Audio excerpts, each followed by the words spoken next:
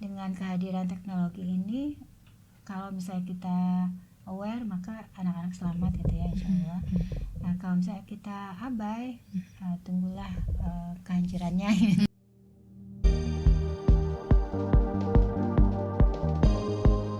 Assalamualaikum warahmatullahi wabarakatuh. Selamat datang di Bincang Keluarga Lembaga Kajian Perak.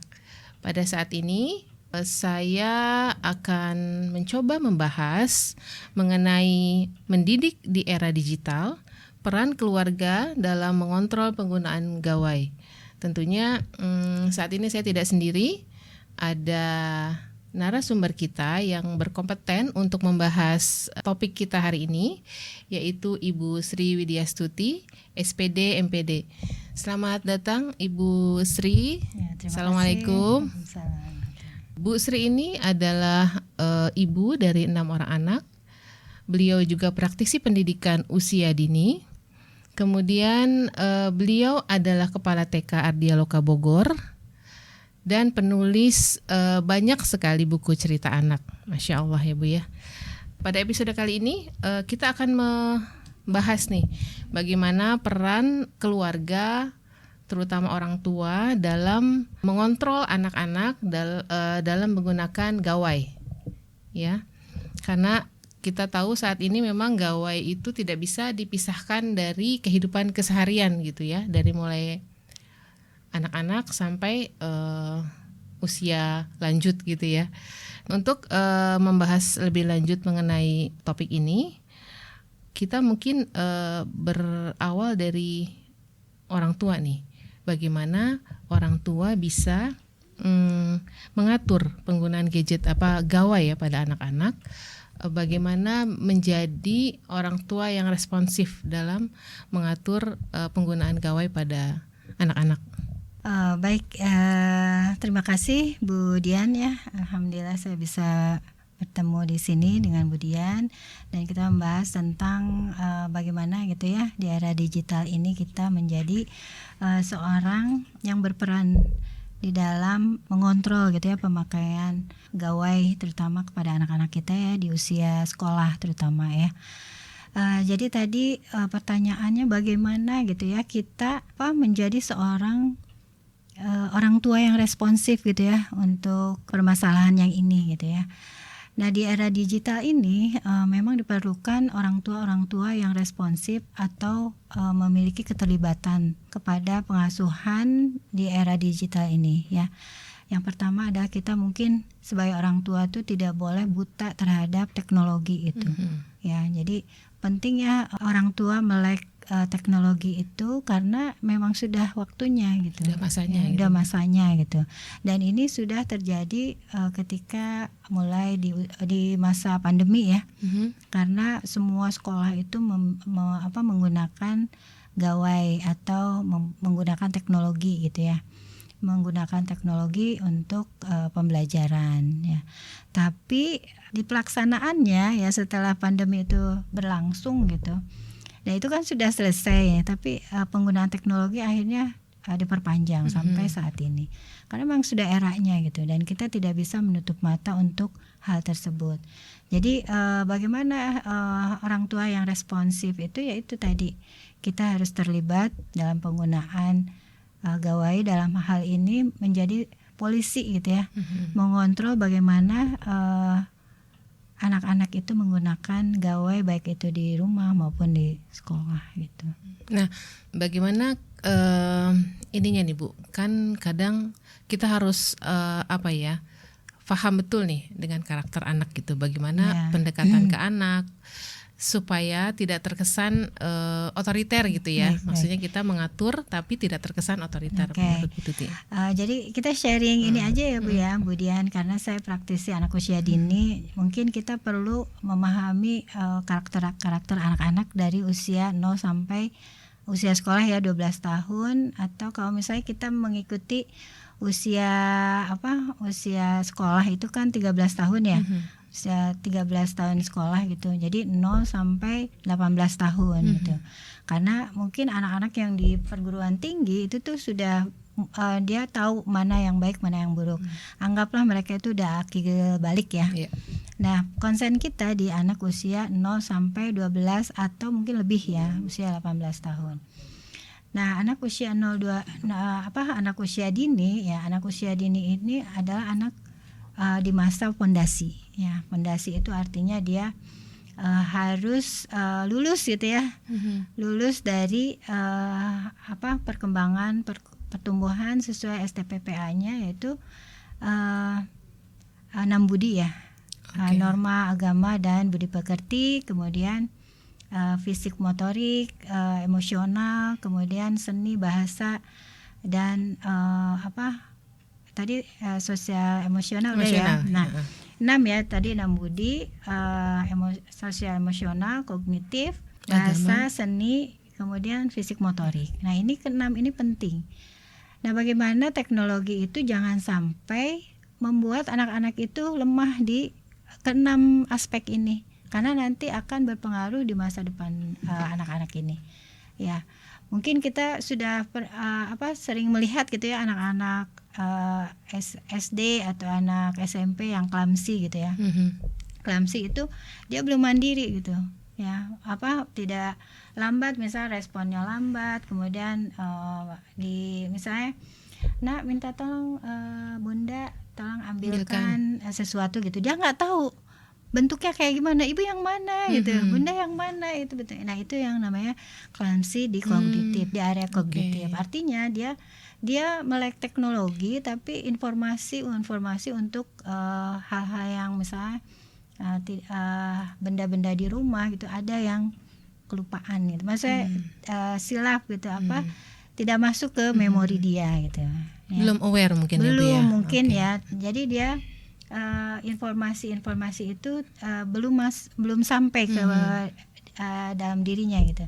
Kemudian ketika anak remaja gitu ya, belum bisa memberikan keputusan gitu ya, itu juga bisa disebut clumsy untuk kognitifnya ya.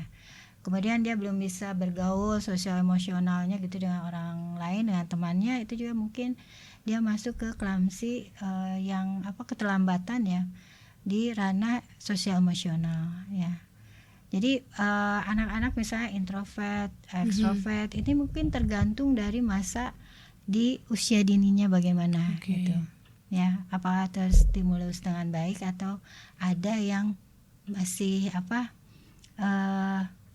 belum lulus gitu, belum belum tersimulasi dengan baik ya, sehingga berdampak kepada dewasanya gitu ya.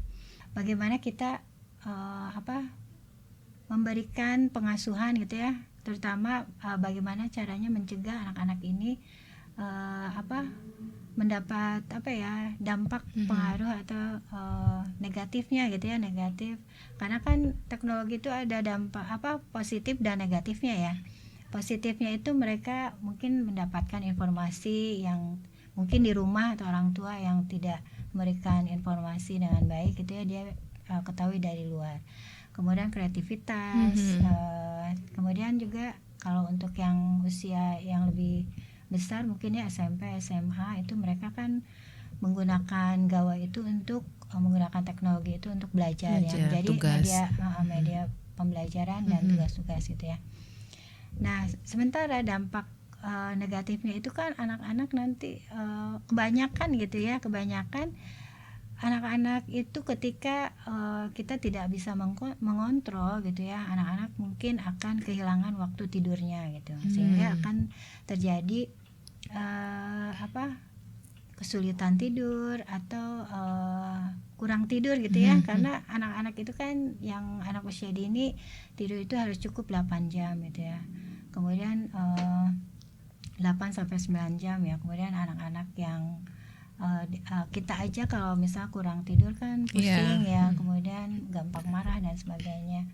Kemudian dampak negatif lainnya itu mereka itu tadi asosial ya, tidak bisa bergaul dengan orang lain gitu dia, karena sudah merasa nyaman gitu di dunia maya yang mungkin temannya dia bisa berinteraksi secara nggak kelihatan gitu ya. Ketika bertemu dengan orang lain dia tidak bisa gitu ya.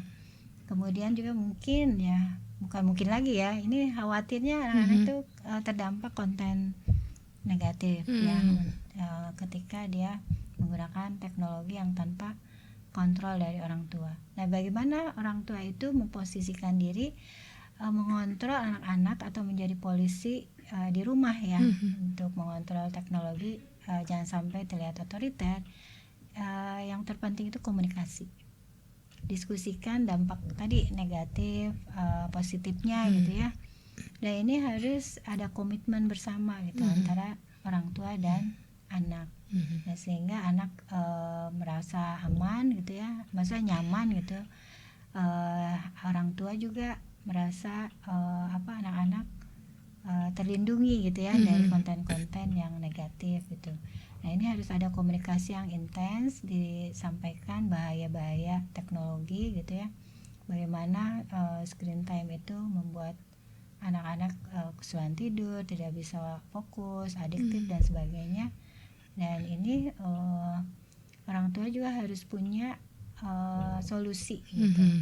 Ya, karena kan anak, kalau misalnya anak-anak ya sekarang kan pikirannya itu kalau tanpa gawai, tanpa teknologi gitu ya, dia itu merasa bosan gitu ya, bosan. Terus apalagi kalau misalnya kita nih anak usia yang masih bayi-bayi gitu ya, karena orang tuanya mungkin nggak punya pembantu, nggak ada apa gitu ya, ketika melaksanakan tugasnya di rumah, nyuci itu, anak-anak ditinggalkan dengan gawai. Gitu. Nah, ini ketika diambil gawainya, tantrum, itu udah bisa dipastikan anak itu adiktif gitu. Ya, nah ini akan susah mengobatinya ketika anak-anak sudah tidak bisa lepas dari gawai teknologi gitu. Nah, kalau dulu kan TV ya, TV kita biasanya nonton barengan gitu. Sandiwara radio gitu. Sekarang tuh walaupun ada, sekarang TV itu udah nggak dipakai ya. Jadi semuanya masing-masing punya gawai. Gitu. Anak-anak juga dibeliin tablet gitu untuk kayak itu tadi. Nah, padahal ini untuk anak usia 0 sampai 2 tahun ini sebaiknya dialihkan gitu. Maksudnya jangan sampai mendapat paparan teknologi sejak dini gitu, karena tadi ya, kalau suka lihat kan ya anak-anak misalnya di public service gitu, ibunya ngantri, anaknya nonton gitu ya. Jadi mereka itu nggak tahu aktivitas apa yang bisa dilakukan gitu ya. Nah, kemudian yang usia 3 sampai 5 tahun itu boleh screen time, tapi yang harus yang ini ya, yang interaktif gitu. Oke, konten-kontennya interaktif gitu ya. Misalnya kan sekarang banyak ya. Jangan sampai screen time-nya itu hanya pasif, dia nonton gitu, dan setelah film yang ini selesai terus kan otomatis tuh dia tidak melakukan apa-apa gitu, tidak melakukan gerakan motorik gitu ya. Nah, yang baik itu bagaimana screen time itu bisa memberikan stimulasi gitu, baik itu kognitifnya, motoriknya, sosial emosionalnya, bahasanya, seni gitu ya. Karena teknologi itu bukan tidak boleh gitu, tapi kitanya yang orang tua itu yang harus memilih gitu ya. Misalnya kan saya anaknya nonton YouTube gitu ya. Itu ada lagu-lagu ya, misalnya balonku ada 5. Nah, ibunya itu nggak ada jauh, justru ada di sampingnya gitu, mendampingi. Nanti ibunya yang menjadi kayak komentator gitu ya, memberikan penjelasan. Tadi tadi kamu nyanyi lagu apa? Tadi balonku ada berapa balonnya? Ada 5. Itu kan kognitif ya. Kemudian warnanya ada apa aja? Merah, kuning, hijau, dia tahu. Jadi punya pengetahuan warna gitu ya. Merah, kuning, hijau, di langit yang biru gitu. Nanti dia nanya, kalau ditanya sama ibunya, kalau langit yang mana? Nanti dia jawab. Jadi setiap screen time itu jangan sampai anak itu menyimpulkan sendiri gitu. Karena kalau usia dini itu dia harus punya pengalaman belajar yang sahih gitu. Ya, yang karena nanti akan di usia dini ini akan menjadi kayak bekal di masa depannya gitu. Jadi sangat penting ya Bu untuk Iya, mendampingi anak-anak saat mereka menggunakan gawai ya. Betul. Selain itu berkomunikasi setelah mereka melihat atau berinteraksi dengan gawai, sangat penting bagi orang tua untuk ngobrol gitu sama anak supaya nggak satu arah aja gitu ya Bu ya. Betul. Jadi bondingnya dapat, anak-anak juga senang gitu. Jadi orang tua senang, anak senang, dan kita tidak mengabaikan fitrahnya gitu ya, yang harus dijaga gitu, bahwa anak-anak itu sebetulnya fitrahnya itu bermain.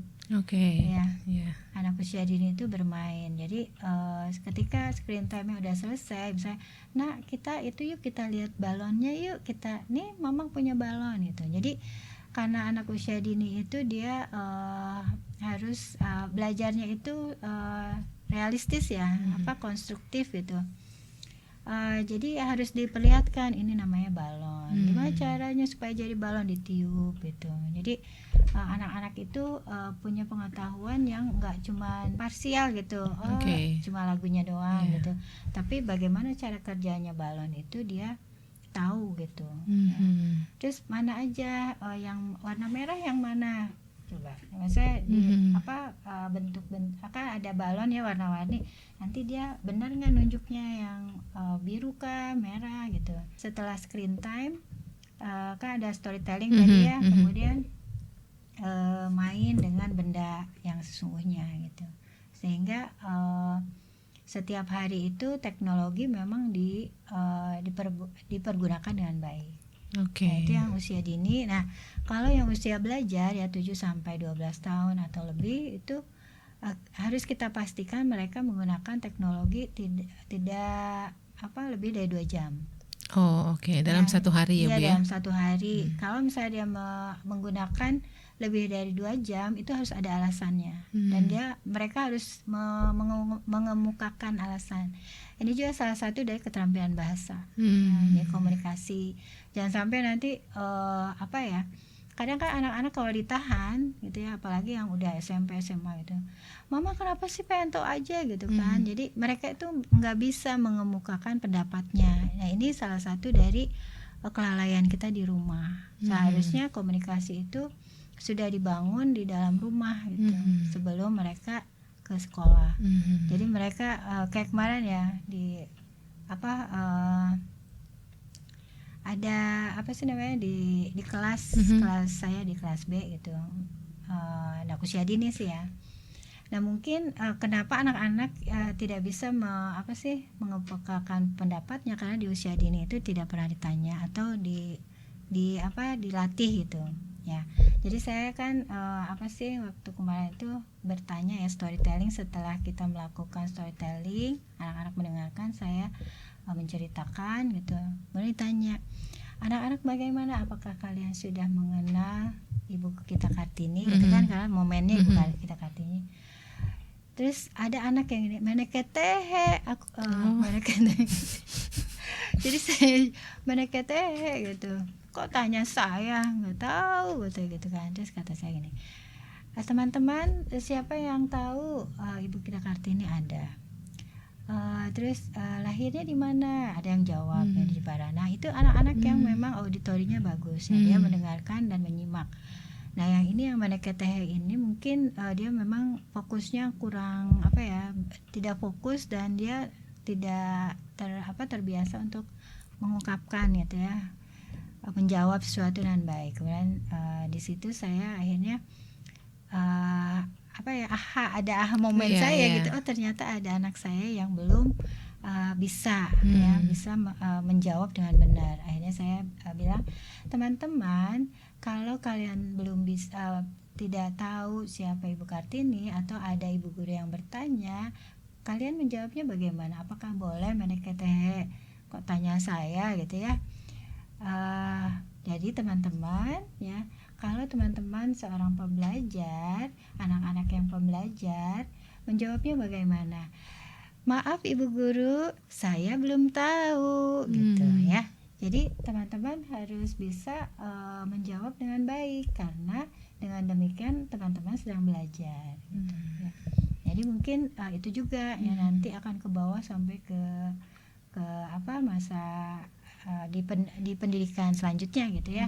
Karena sebuah kesalahan kalau didiamkan karena dianggap namanya juga anak-anak Biasa gitu ya Bu ya. itu akan terbiasa dan mereka tidak punya pengalaman belajar. Ya, bagaimana cara menjawab yang baik, tidak menyakiti atau membuat anak-anak yang lain tuh merasa dengan menjawab seperti itu lucu gitu, atau dengan seperti itu bebas dari pertanyaan gitu. Ya, jadi di usia-usia remaja kan juga ada ya anak-anak yang kalau ditanya itu malah marah gitu, apalagi sama orang tuanya ya. Nah, udah ya main gawainya disimpan, sekarang waktunya aktivitas yang lain. Nanti ini kan ada PR segala macam gitu, bisa disampaikan kan, maaf Ibu ada PR, jadi aku harus memakai gawai saat ini gitu ya, menggunakan gawai untuk membuat PR, membuat atau laptop ya. Kalau laptopnya belum ditutup gitu ya, padahal udah mau sholat gitu misalnya, terus marah gitu ya. Jadi mungkin itu pertanyaan-pertanyaan yang yang perlu jawaban yang baik itu kita kadang abai gitu, tidak tidak mengajarkan atau melatih anak-anak selama di rumah gitu ya. Jadi kalau misalnya anak marah kita ikutan marah, udah nggak boleh lagi main itu, ambil gitu ya. Itu yang disebut jangan otoriter, karena kita sudah ada kesepakatan itu yang disampaikan itu. Jadi artinya membangun komunikasi antara orang tua dengan anak akan jadi sangat penting gitu. Jadi, ya Bu ya. Kesepakatan gimana? Nah, kesepakatannya kita kan dua jam ya, kecuali ada hal-hal yang urgent gitu. Coba sampaikan gitu. Jadi ibunya juga jangan sungguh pendek ya. Jangan sampai anak-anak tuh gampang marah gitu, karena nanti juga akan berdampak di sekolah juga gitu, di luar di sekolah atau di masyarakatnya gitu ya, di lingkungannya. Sehingga dengan kita latih bagaimana cara berkomunikasi dengan baik gitu ya, anak-anak bisa menyampaikan juga alasan-alasan kenapa dia pakai gawai di rumah atau memakai laptop atau apa gitu. Nah, kalau menurut Ibu nih, tadi kan kita membahas tentang komunikasi nih ya, pentingnya komunikasi antara orang tua, ibu, ayah, anggota keluarga lah ya, terhadap penggunaan gawai ini.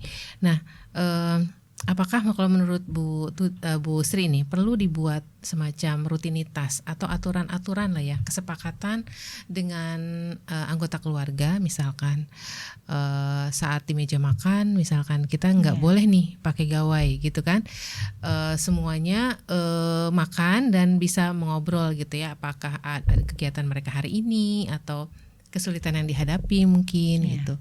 Dan usia berapa sih sebenarnya anak-anak itu mulai bisa diajak berdiskusi atau kita membuat kesepakatan nih sama anak-anak, kira-kira usia berapa yang mereka udah kayaknya tuh bisa lah udah paham gitu bahwa kalau misalkan ini konsekuensinya ini loh, kalau kita menggunakan gawai waktunya terlalu banyak misalkan itu akan seperti ini loh gitu, dan membangun awareness gitu loh Bu untuk anak-anak, supaya artinya adalah pengawasan orang tua yang mungkin ada orang tua yang bekerja yang tidak bisa di rumah full, anak-anak ini sudah terbangun nih kesadarannya untuk lebih bijak gitu menggunakan gawainya.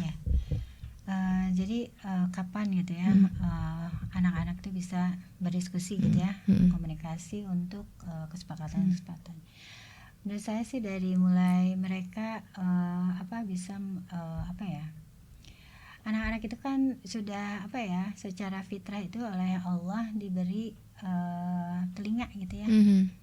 telinga untuk mendengar gitu. Sebetulnya anak-anak itu sejak usia dini, terutama setelah dia lahir ke dunia gitu, itu dia sudah mendengar apa yang kita ucapkan gitu. Tapi kapan mereka bisa berkomunikasi itu ketika dia mulai bisa sudah mulai makan gitu. Ya, empati ya. Empati. Kan kadang kita suka ini, nak sekarang makan ini ya, gitu. Cobain ya gitu. Kita nggak cuma ngasih makan tapi ngasih informasi bahwa dia akan makan ini gitu. Nah itu kan salah satu dari kesepakatan sebetulnya. Kalau dan itu anak-anak si bayi itu sudah tahu, oh ini makanannya ini. Makanya ada anak yang ngelepeh kan ya, nggak suka. Salah satu yang protes dia walaupun dia belum bisa ngomong gitu ya. Nah itu sebetulnya bisa dilakukan sejak dia mulai empati gitu. Karena kan kalau misalnya kita nih, dia kan duduk, saya pernah mengalami beberapa kali jauh dari orang tua ya.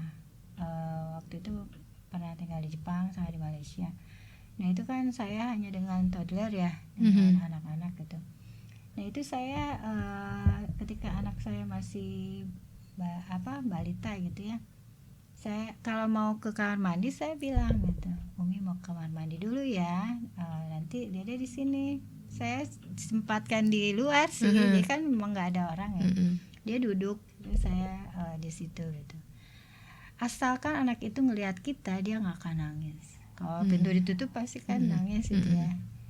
Nah itu bagaimana kalau misalnya ada orang lain, nah itu juga kita sampaikan gitu, ini teman Umi mau kamar mandi dulu ya, nanti Dede sama temannya Umi gitu. Nah itu informasi-informasi itu jika kita menyampaikan nyaman, insya Allah anak itu tidak akan tantrum gitu.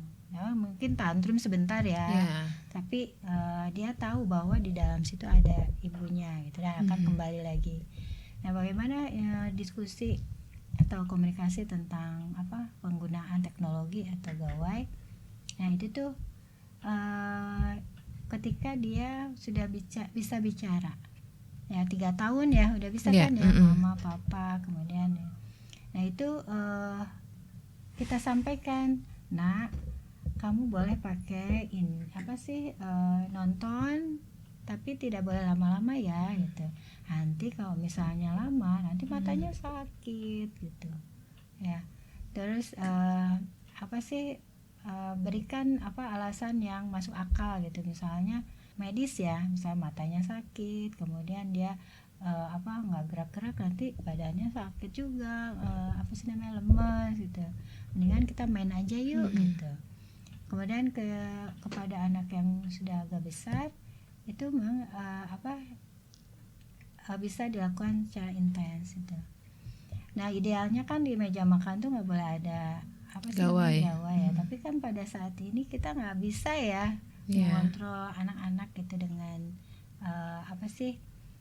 yang seperti itu gitu. Karena terkadang kita juga tidak punya waktu gitu ya untuk sering mengontrol, apalagi untuk yang kerja gitu ya. Nah ini mungkin komunikasi misalnya untuk yang sepanjang hari sih insya Allah ya bisa terkontrol, tapi kalau yang kerja itu yang penting quality time, waktu yang berkualitas bersama anak gitu. Tapi itu tadi ada waktu-waktu khusus bagaimana family time itu ya.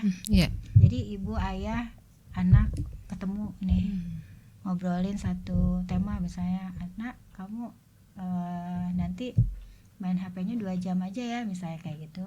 Nah itu disepakati ya. Atau nah kamu belum boleh pakai HP ya, pakainya punya ayah atau punya ibu. Nah itu disepakati. Jangan sampai ayahnya beliin HP, ibunya nggak mau gitu, bisa berantem. Ayah sama ibu harus kompak nih ya. Nggak kompak gitu. Jadi akhirnya tujuan yang ingin kita capai itu nggak tercapai karena nggak sesuai gitu. Yang satu kemana, yang satu kesana gitu. Jadi anak juga akan mengalami kebingungan.